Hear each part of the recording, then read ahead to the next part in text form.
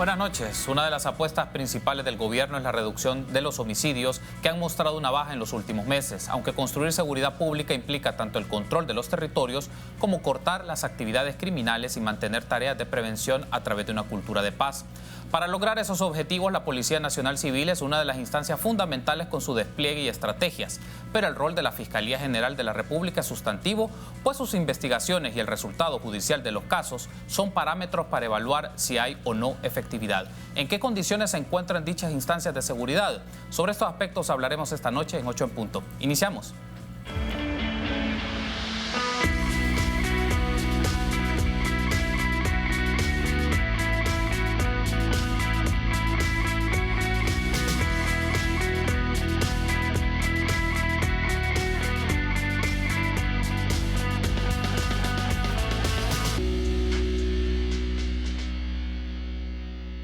Muy buenas noches, qué gusto que nos acompañe una nueva emisión de 8 en punto. Les saluda Carlos Monterrosa. Viernes 15 de noviembre, finalizamos semana y esperamos que haya sido muy productiva para usted en todas sus actividades. De nuestra parte, le ofrecemos análisis de los temas más relevantes de la vida de nuestro país y hoy lo vamos a hacer sobre la seguridad pública, políticas e instituciones. Y es un gusto para mí recibir en este set a Arnau Baulenas, abogado e investigador del IDUCA, y a Saúl Baños, director ejecutivo de FESPAD. Buenas noches, qué gusto que me acompañen.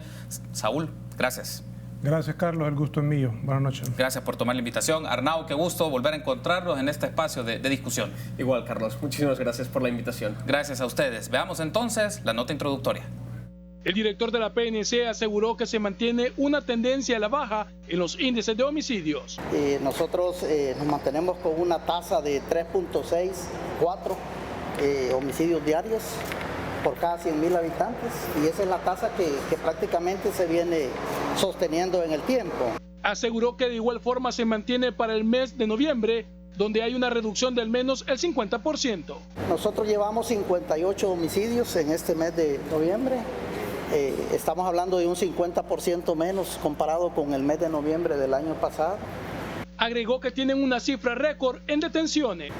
Las capturas, estamos ya llegando a los 20.000 personas capturadas desde el mes de junio a la fecha, y especialmente las órdenes de captura administrativas con Fiscalía, lo mencioné en la entrevista. Otro ilícito que dice están atacando duramente es el de la extorsión.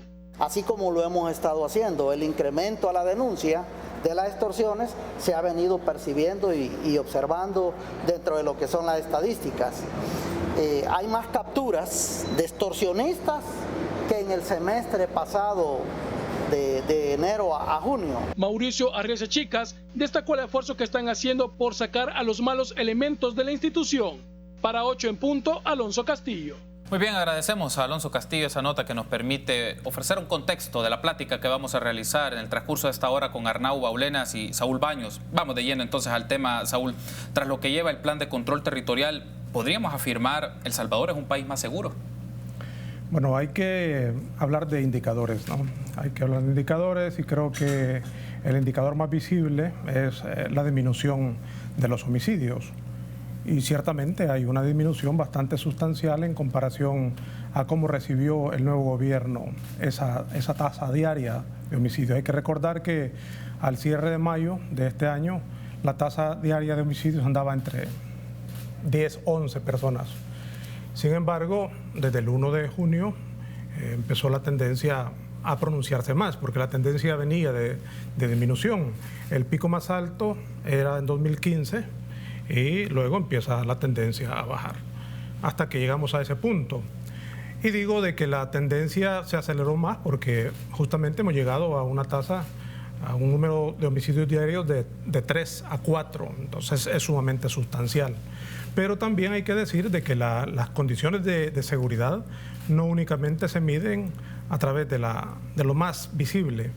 Los homicidios obviamente es difícil poderlos ocultar, aunque hay acciones, y ahí vamos a otras expresiones de la violencia, de la inseguridad, que tiene que ver con los desaparecimientos, que no han bajado en lo absoluto. Se sigue manteniendo una tasa diaria bastante elevada. y de eso muy pocas veces se habla. Igual como se ha referido el director de la policía al tema de las extorsiones, recientemente, esta semana justamente hemos tenido datos estadísticos que nos dicen de que no ha habido disminución de las extorsiones. Aparte de ello, hay otras expresiones de violencia que no están contabilizadas y de eso muy poco se habla.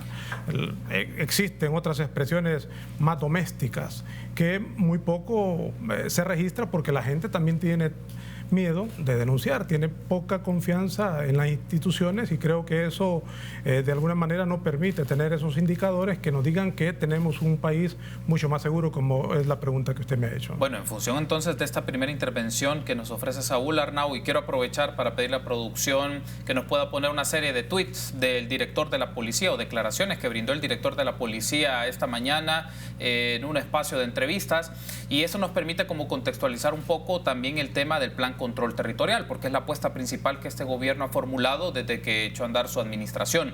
El delito de homicidio es uno de los que más afecta a la población salvadoreña, por eso era necesario reducirlos. La tasa diaria hasta hoy es de 3.6, que es lo que mencionaba Saúl recién. El éxito del plan control territorial se debe al trabajo en equipo, el liderazgo del presidente Bukele, que ha coordinado bien las instituciones. La orden del presidente en la fase 1 del plan control territorial fue disuadir y perseguir el delito, no estigmatizar. Por lo que llevamos y en función de estas declaraciones y el contraste, Arnau, ¿podríamos decir que es cierto lo que está mencionando el director de la policía o hay que hacer matices respecto al tema de las condiciones de seguridad del país? Miren, yo creo que el director de la policía tiene una contradicción en su propio discurso que no sé si él va a ser incluso capaz de explicarla. Si la política de seguridad pública pasa para realizar 20.000 capturas, como hemos escuchado hace unos minutos, como país hemos fracasado. Si estas 20.000 personas las tenemos que incluir en el sistema penitenciario y luego empezar a investigar, como país, no solo no vamos a avanzar en la seguridad, sino que la segunda fase del plan, o las que puedan venir, que es trabajar con las comunidades supuestamente, ¿verdad?, mejorar la convivencia, volver a confiar en las instituciones, va a ser imposible. Porque si a diario se siguen haciendo estas redadas, esto es una contradicción. Un dato. A ver. Organizaciones terroristas. Porque ahora todos los jóvenes de la comunidad son terroristas, ¿verdad?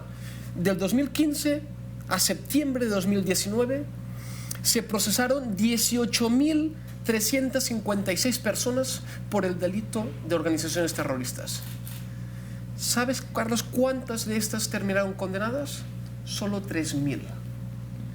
Es decir, de los que fueron procesados en detención provisional, que fueron más de 10.000, aproximadamente 7.000 personas estuvieron 2 años en la cárcel y luego fueron declarados inocentes. Y esto implica un coste, si agarramos que, según decía el anterior director del General de Centros Penales, de $4.35 el coste de los internos, estamos hablando que el Estado en 3 años tuvo que gastar más de 22 millones de dólares por tener personas inocentes en la cárcel. Y esto es lo que está diciendo en estos momentos el director de la Policía Nacional Civil. Parece que las nuevas ideas que predica el presidente o el nuevo gobierno que vienen con un nuevo plan, el director de la policía está desfasado. Sigue con la lógica de que la captura es sinónimo de seguridad. Y la captura no es sinónimo de seguridad. Yo prefiero que capturen a 1.000 terroristas, si es que son terroristas, y condenen a los 1.000, que no estas barbaridades, porque estás destruyendo familias, estás destruyendo hogares y no te permite construir.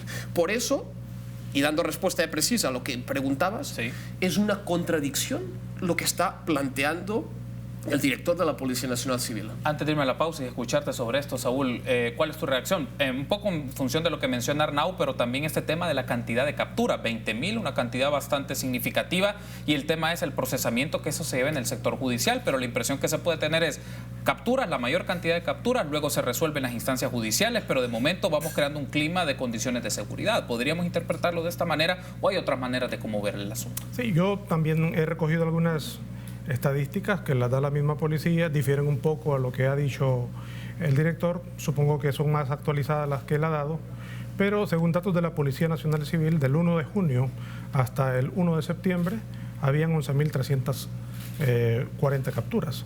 De esas, 7.729 personas fueron en el término de flagrancia. Y de ese total, únicamente 2.834 capturas se justificaba, es decir, tenía la información precisa la policía de que habían cometido un ilícito penal. ¿Qué pasa con las demás? Son las redadas, así denominadas, y que no se puede individualizar la responsabilidad de participación en hechos delictivos, y por lo tanto se traslada esos reos a la instancia judicial y el juez o la jueza no le queda más que liberar. Entonces hay una aparente efectividad del plan porque hay aumento de capturas, y así visto podría entenderse, pero de una forma muy limitada de ver la efectividad, de que la policía a través del plan control territorial está siendo efectivo. Pero también hay que decir un asunto, de que se está criminalizando a personas, como lo decía Arnau, tipificándolas como terroristas, ¿no? Porque está la ley antiterrorista, está también la ley de asociaciones ilícitas, esa tipificación. Entonces, mucha gente inocente está yendo a detención administrativa y se le están violando derechos fundamentales, porque hay que decir que las condiciones en las Bartolinas son bastante deplorables. Entonces, hay personas inocentes que están 6 o más días privados de libertad en esas condiciones, y creo yo que están vulnerando derechos de la población, criminalizando a personas que no tienen nada que ver. Tengo que hacer la pausa, pero al regresar vamos desmenuzando un poco la lectura de diversas instituciones, o esta triada, si quieren, de instituciones de seguridad pública: Ministerio de Justicia, Policía Nacional Civil y Dirección General de Centros Penales. Al volver.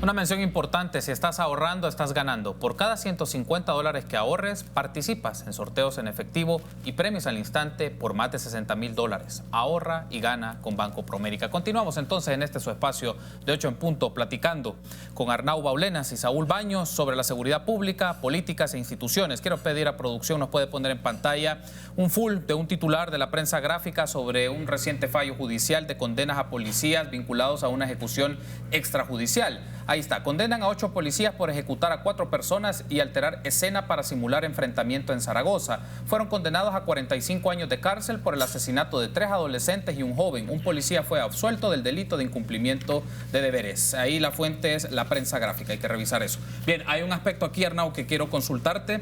¿Cuáles son las muestras que dentro de la corporación policial, retomando este full de la prensa gráfica, cuáles son las muestras que dentro de la corporación policial se están desmontando grupos ilegales? Que es uno de los temas que marcó a la administración anterior y que evidentemente es uno de los retos que asume esta nueva dirección. Tendremos que ver, yo creo que los datos hablan solos, Carlos. Con la condena de ayer de la masacre de Zaragoza, solo han existido 2 casos donde se han condenado policías por ejecuciones extrajudiciales, aunque a nivel de Código Penal se llama homicidios. En supuestos enfrentamientos, de 2014 a junio de 2019, la Policía Nacional Civil había matado a más de 1.800 personas. Un índice de letalidad que en el año 2017, que es la proporción entre de las personas que atacan a los policías, los que mueren o se lesionan, superior a 6.2, año 2017. Me refiero, todavía no hay muestras de que nuestro sistema está avanzando. 2 casos. El caso de Don Chepe, la persona sordomuda, ¿verdad?, que fue ejecutada en Zaragoza, que como IDUGA queríamos, y ayer estos 8 policías. La masacre de Zaragoza, que acordémonos, es el segundo juicio, porque el primero fueron absueltos. Sí. Es decir, es una repetición del juicio porque la Cámara lo anuló. Todavía no creo que podamos hablar ni de indicios de que hay una voluntad clara para desarticular estos grupos. Es cierto que hace poco en Oriente, ¿verdad?, se desarticuló un grupo de exterminio donde habían miembros de la Policía Nacional Civil activos y otros que ya se habían retirado, pero aún así las cifras son alarmantes y la nueva administración tiene un reto bien alto de intentar desarticular estos grupos que han decidido tomarse la justicia por su mano, ¿verdad? Porque la ratio, es decir, los números, los indicadores son alarmantes de que ha habido una práctica habitual de ejecuciones extrajudiciales. Y cuando existe un problema, el primer inconveniente es no aceptar que existe este problema. Porque si yo estoy enfermo, pero digo que no estoy enfermo, la enfermedad va avanzando, ¿no? Y esto es lo que ha ocurrido hasta el momento. Ojalá nos consta que el ministro tiene buenos asesores, algunos que conozco personalmente, y ojalá le escuchen y esto sirva para hacer una depuración efectiva de aquellos elementos. Porque además hay otro elemento. Fruto de esta primera fase del Plan Control Territorial, no hemos tenido, al menos a nivel de IDUCA, buenos indicadores. Porque si bien es cierto que no hemos visto que haya un aumento de las ejecuciones, ha habido una constante violación a derechos como la integridad personal. Incluso hace poco vimos que se estaba haciendo tocamientos a un niño, ¿verdad? A un niño menor de edad para ver si se le encontraba algo. Todo esto son vulneraciones de los derechos humanos, no el derecho a la vida, pero hay otros derechos, ¿no? Por tanto, yo creo que tienen un reto, y cuando existe un reto, lo primordial es aceptar que existe un problema y hacer un buen diagnóstico. ¿Cuáles serían entonces, retomando esta idea, Saúl, las muestras que la Policía Nacional Civil y su dirección y todas las instancias pertinentes en ello, de carácter ejecutivo, están desmontando o desarticulando toda esta serie de circuitos de grupos y de personas que son agentes policiales o que lo fueron, pero que tienen estructuras ilegales, y que esto en alguna medida también puede ir cambiando la imagen que el ciudadano tiene de la Policía Nacional Civil? ¿Cómo no? Yo antes quizás quisiera que me permitieran mencionar las estadísticas que tenemos como FESPAD, claro, de los enfrentamientos armados, claro, así denominados, ¿verdad? Enfrentamientos armados entre miembros de la policía, el ejército y personas civiles, a quienes se les tilda de ser pandilleros, presuntamente. De 2014 a 2018 fueron 2.216 hechos, es decir, en 5 años se dieron más de 2.000 enfrentamientos, en los cuales fallecieron 1.721 personas, incluidos algunos agentes, ¿verdad? Muy pocos, porque el porcentaje, la concentración de fallecimientos en enfrentamientos es de personas consideradas como pandilleros. Aparte, merece la mención el patrón de conducta de los agentes, que pareciera ser de que hay ajusticiamiento, ¿verdad? Que también ya lo hemos hablado, ya lo ha señalado Agnes Calamar, el alto comisionado. De junio a julio, estamos hablando ya desde este gobierno, se registran 50 enfrentamientos, causando la muerte de 46 personas. Incluso al inicio del gobierno hubo algo sumamente grave, de que no se estaban contabilizando las personas que fallecían en ese tipo de enfrentamientos, no pasaban a ser parte de las estadísticas porque se les consideraba de que eran pandilleros y quizás se les consideraba que no eran personas. Yo creo que eso es sumamente grave. Después creo que recapacitaron y al menos incluyeron los números de estas personas. Entiendo yo, y creo que nos consta como FESPAD, de que hay algunos esfuerzos institucionales de la policía, del Ministerio de Justicia, por retomar, por fortalecer la institucionalidad y evitar de que ese tipo de hechos se dé.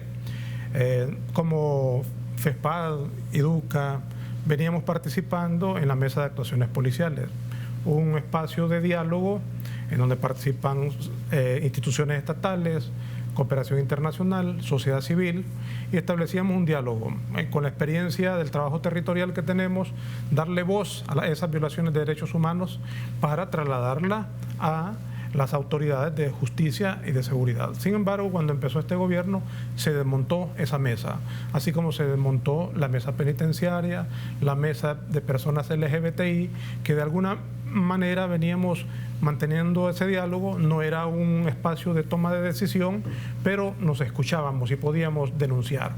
Ahora, cuando empieza este gobierno, se desmonta eso. Y no fue sino hasta hace aproximadamente 15 días que hubo convocatoria del Ministerio de Justicia y ya se instaló la mesa. Ojalá de esos resultados. También hemos participado en el lanzamiento del portal de personas desaparecidas que lo lanzó la policía. Sí. Y esta semana también hubo lanzamiento del sistema de control interno de la policía. Ojalá que eso dé resultado para que este tipo de casos no se siga dando. Y hay otros casos, no solo como el que se ha manifestado, en donde ayer fue la condena de los policías a 45 años, nada menos esta semana nosotros como FESPAD recibimos a una persona, a una señora de Atiquizaya, en donde el día domingo a las 8 de la mañana 2 agentes de policía de civil conduciendo cada uno su vehículo, haciendo carrera ilegal. Una señora que venía saliendo de la iglesia, la atropellan. Los dos se van al barranco y la señora la destrozan. Nosotros creemos que la actuación ética de los agentes de policía se extiende también a su vida civil, claro, pero sobre todo a los controles internos de cómo atienden ese tipo de casos y que no queden en la impunidad. Y también hemos conocido recientemente un video que fue público cuando agentes de la policía tienen a una persona ya amarrada, esposada, y lo están golpeando. Prácticamente eso puede constituir tortura. Entonces, ¿cómo se puede atender ese tipo de casos? Y hoy, al menos porque hay tecnología y gente que graba, uno puede darse cuenta. Porque esa persona bien pudo haber sido asesinada por los agentes de policía y no pasa absolutamente nada. De esos hechos tenemos bastantes acá en el país. Tengo que hacer la pausa, pero al regresar involucremos otras instancias, Inspectoría General de Seguridad, centros penales, es importante hacer una lectura sobre esto y luego vamos a hablar del rol de la Fiscalía General de la República. Volvemos en minutos.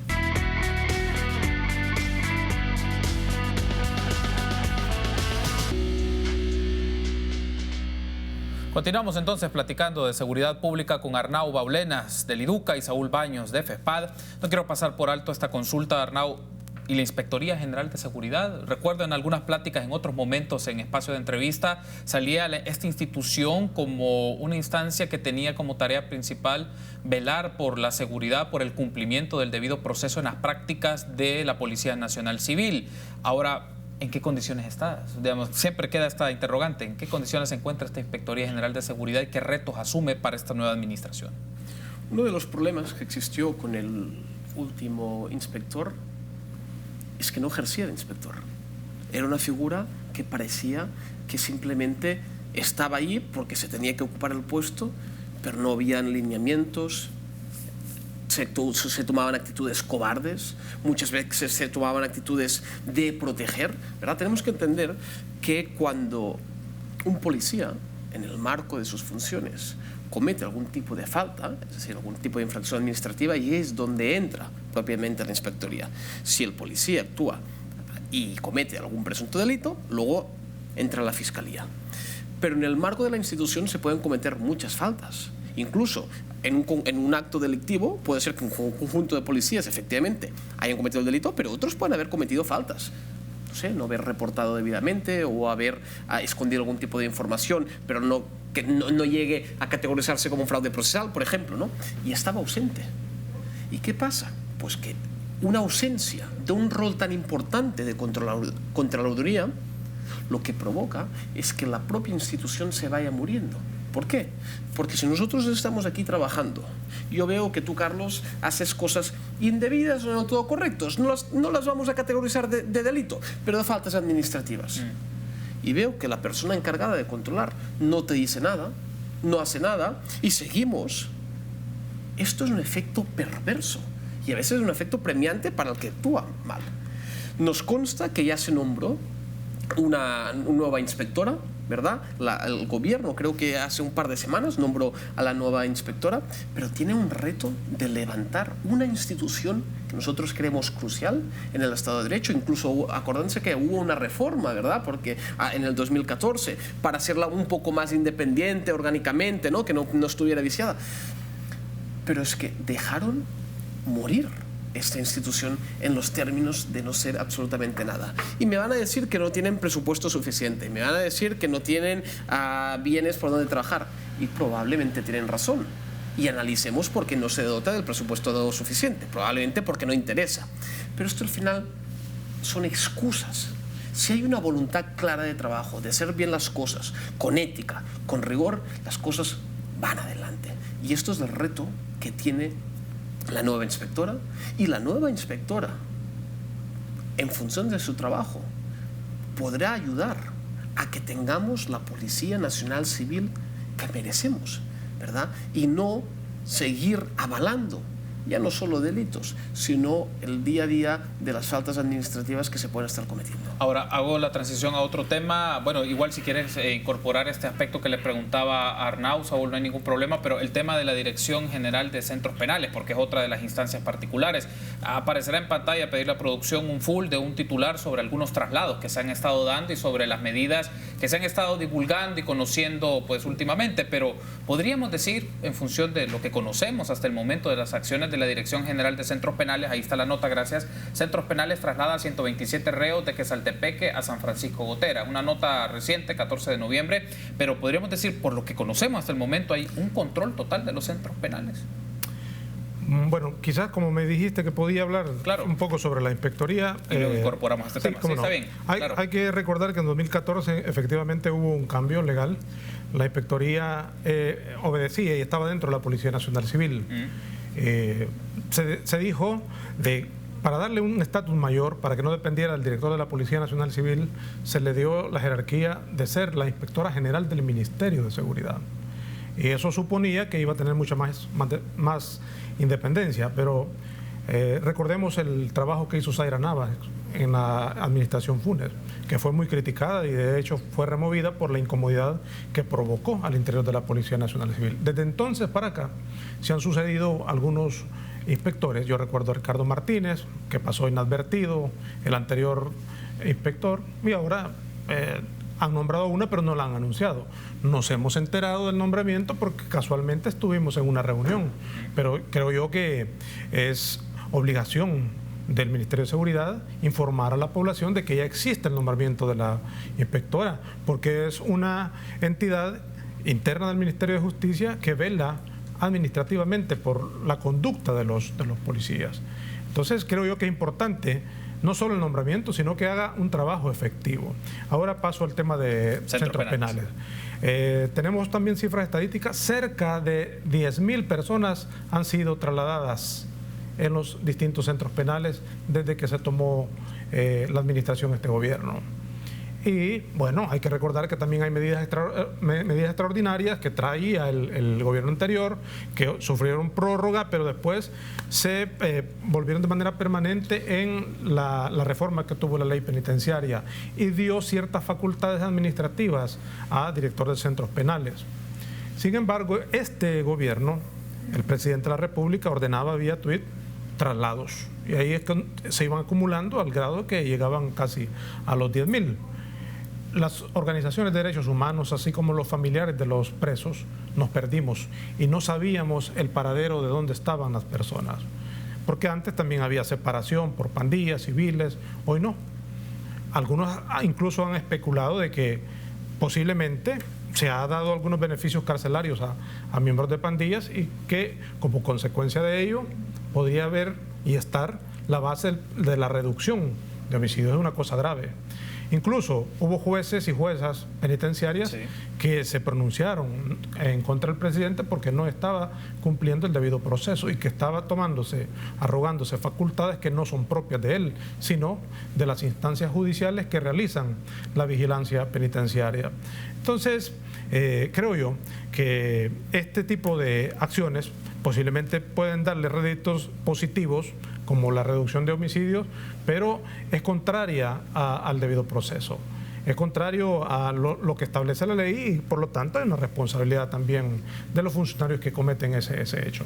Y creo yo, voy a comentar un caso más casuístico, porque también tiene que ver con que no solo hay que exigirle a los agentes de la policía que cumplan con la ley cuando los tomadores de decisión, sus jefes, están cometiendo actos contrarios a la ética y posiblemente la ley. Hay que recordar el caso del señor Mason, Alejandro Mason, como asesor general de seguridad. Bueno, tuvo un acto en donde atentó contra la seguridad de 2 personas, entiendo, hasta disparó o al menos ponchó las llantas del vehículo particular. Fue capturado valientemente por los agentes de la policía que llegaron al momento, lo procesan, pero ahí sigue en el cargo. ¿Qué mensaje le puede mandar o cómo puede recibir un policía, un agente, de si un asesor general está cometiendo ese hecho? O el caso del director general de centros penales y también viceministro, porque ostenta los dos cargos, de esas fotografías que andaban circulando el fin de semana anterior. Es un mensaje contrario y no puede tener la robustez moral de estarle exigiendo a todo el mando de la policía de que cumpla, que son quienes se enfrentan verdaderamente en el territorio a los delincuentes, y él cometiendo ese tipo de actos, o ellos cometiendo ese tipo de actos. Yo creo que tiene que haber un principio de coherencia en los funcionarios públicos. Y ambos están ahí y no han tenido ninguna sanción. Incluso el presidente Bukele salió en defensa, justificando la acción del director de centros penales. Entonces hay conflicto ético. Tengo que hacer la pausa, pero al regresar escuchar a Arnau sobre el tema de centros penales, por donde pasa un tema de control, pero también monitoreo y seguimiento del cumplimiento de las disposiciones legales, cómo entra la figura de la vigilancia penitenciaria, y hablar del rol de la Fiscalía General de la República. ¿Se puede ver un cambio, condiciones o diferencias en la persecución del delito, en la presentación técnica de pruebas e investigación? Bueno, eso lo vamos a abordar en unos instantes. Regresamos.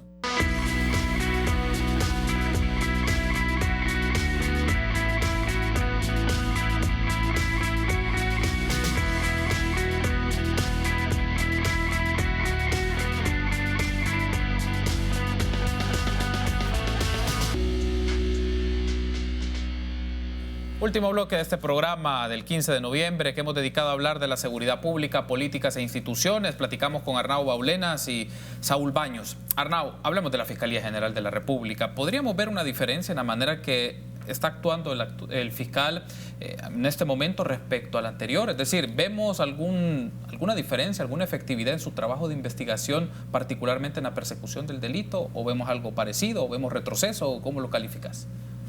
Yo creo que hay una diferencia notoria, y es que con el anterior fiscal, Carlos Meléndez, había una exposición mediática mucho más constante. Hemos podido ver que con el nuevo fiscal no ha existido esta exposición tan mediática, pero ha pasado prácticamente un año, ¿verdad? Yo creo que en enero se cumplirá el año y no hemos visto nuevos casos. Parece ser que se han ido retomando investigaciones de la anterior administración, pero ¿cómo se ha combatido la corrupción? No hemos visto ningún caso notorio donde la nueva administración haya apostado directamente a la corrupción. Primer elemento. Segundo elemento, este creo que es positivo, y es la creación de la unidad de desapariciones. Pero ¿cuántas personas tiene esta unidad? Porque no sirve simplemente hacer panfletos publicitarios. ¿Cuántas personas dedica? ¿O cuántas personas? Hay muy pocos fiscales. Tercer elemento, criticable. ¿Qué pasa con la unidad encargada de los crímenes del conflicto? Siguen con 4 fiscales. Si hubiera una voluntad real de investigar, si hubiera una voluntad real de ir adelante, se dota de más recursos, para empezar de personal, ¿no?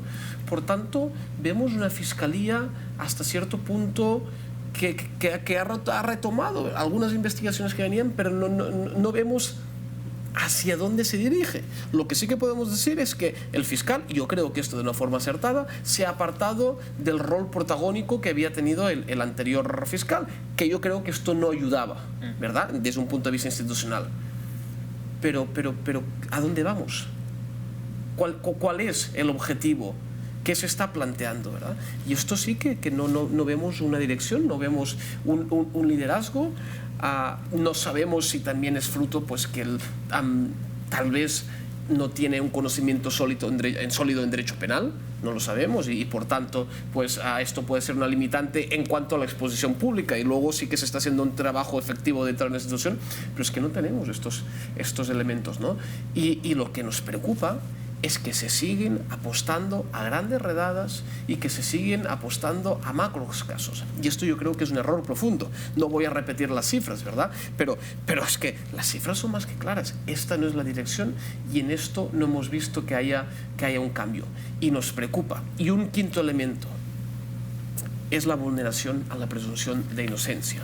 Porque si bien es cierto que el titular de la Fiscalía no tiene una exposición mediática tan grande, siguen cometiendo los mismos errores, y que son vulneraciones a los derechos humanos que es la exposición mediática, la exposición en imágenes, titulares de se ha capturado por tal delito, pero de una forma que ya se está condenando anticipadamente. Esto en audiencias recientes, incluso en la Comisión Interamericana de Derechos Humanos, los comisionados alertaban que esto es sumamente grave para el Estado de Derecho, porque destruye a personas.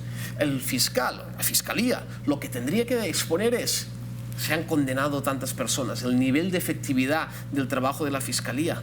Miren, otro punto, y con eso termino. Si el fiscal no está decidido a eliminar que dentro de la evaluación de desempeño de algunas oficinas fiscales todavía se valore el hecho de girar órdenes de captura y de presentar requerimientos fiscales, no podemos creer en esta institución.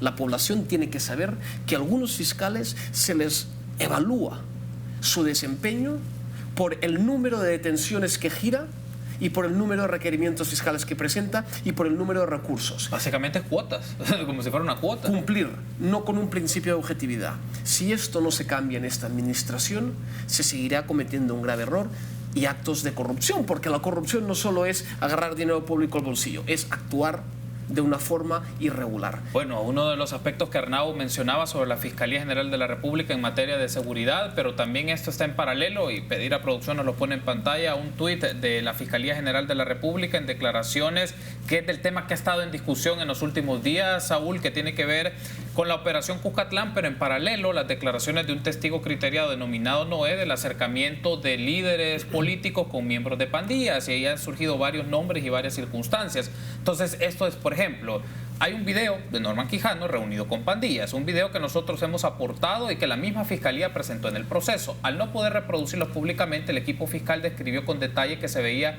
a miembros de partidos. Esto lo dijo pues ayer en la noche en un espacio de entrevista, pero el tema aquí es este caso en concreto también, qué significados o si puede resultar contraproducente al trabajo de la Fiscalía si no cumple resultados esperados, más que la discusión pública está sobre este tema de vínculos entre reuniones de líderes de pandillas con políticos.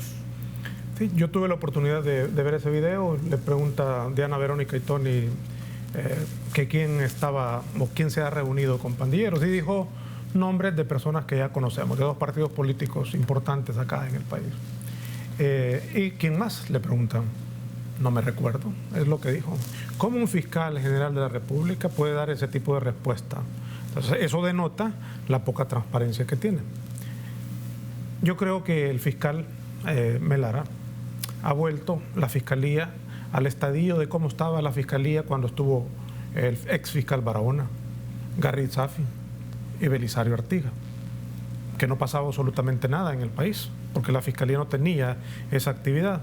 Quizás, como decía Arnau, el fiscal Martínez tenía su estilo de ser bastante mediático, pero también hay que recordar que en su administración investigó, un poco presionado, porque tampoco es un crédito de él, los actos de corrupción de Saca y su equipo.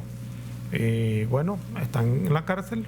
El fiscal Martínez terminó como ha terminado por el papel que jugó, al actuar al margen de la ley, y después Dula Meléndez, que también tenía su estilo muy particular, pero también es de reconocerle que puso en la cárcel al exfiscal Martínez y otros casos bastante sonados que los inició, los cuales hoy están siendo procesados, continuados por el fiscal actual. Pero en casi el año que tiene el fiscal Melara, el 23 de diciembre cumple el primer año, no ha tenido un solo caso de grande, sonado. Es decir, que el país, si lo juzgamos por eso, es que estamos sumamente bien, pero hay una pasividad del fiscal. Hay que recordar también que su elección fue impugnada por tres demandas de inconstitucionalidad. La Sala Constitucional no las admitió por vicios de forma, pero igual yo creo que sigue vigente poder impugnar ese nombramiento. Aquí creo que hay que hacer también un llamado a la sociedad civil de que ha estado un poco pasiva en eso. Hay que tener una fiscalía sumamente importante, porque queda el reto de, por ejemplo, lo que hemos venido exigiendo, de que se fortalezca la investigación científica del delito y no se abuse de testigos criteriados como en este caso que estamos viendo, ¿verdad? Y eso parece que va a continuar así y esperamos que no, porque la discusión del presupuesto 2020 lleva un aumento de más de 70 millones de dólares para la Fiscalía General de la República. ¿En qué se va a traducir eso? ¿En qué esperaríamos que se traduzca? En mayor eficiencia de la Fiscalía General de la República y que no siga cometiendo los actos que ha referido y ha puntualizado Arnau. Me resta básicamente un minuto y cerraríamos, Arnau, contigo con esta idea, ya que lo mencionó Saúl, de los testigos criteriados. Para los amigos y amigas que nos sintonizan y no necesariamente tienen conocimientos en el campo jurídico, ¿cuál es el riesgo de apelar mucho a esta figura? Digamos, ¿puede generarte efectividad o puede resultar con consecuencias esta figura de los testigos criteriados para distintos casos que tengan que ver con corrupción, con criminalidad o con otro tipo de afectaciones? Un testigo criteriado no es más que un criminal, una persona que ha cometido el delito, que ha participado en el delito, ¿verdad?, que presta una colaboración con la Fiscalía a cambio de ¿qué? A cambio de beneficios. Hasta incluso puede ser que lo dejen o que quede en libertad después de colaborar con la Fiscalía. Por tanto, es un testigo que tiene un gran interés en la colaboración y no siempre un interés en la verdad. Algo que en cualquier proceso judicial debería ser lo primero, porque si no, no son procesos basados en la ética. Y la ética, como siempre bien recuerda el padre Tojeira, siempre debe estar por delante del derecho. Quiero darle las gracias por haberme acompañado, Arnau, Saúl, ha sido un gusto. La invitación está hecha para llevarle la pista siempre a las políticas públicas en materia de seguridad y el trabajo del Ministerio Público. Gracias por haber estado con nosotros. Buenas noches, gracias, Saúl. Buenas noches, gracias a ti. Arnau, gracias. Muchísimas gracias y feliz fin de semana. Gracias por haber estado con nosotros y a ustedes también, amigos. Feliz fin de semana. Será hasta el próximo lunes, 8 en punto. Buenas noches.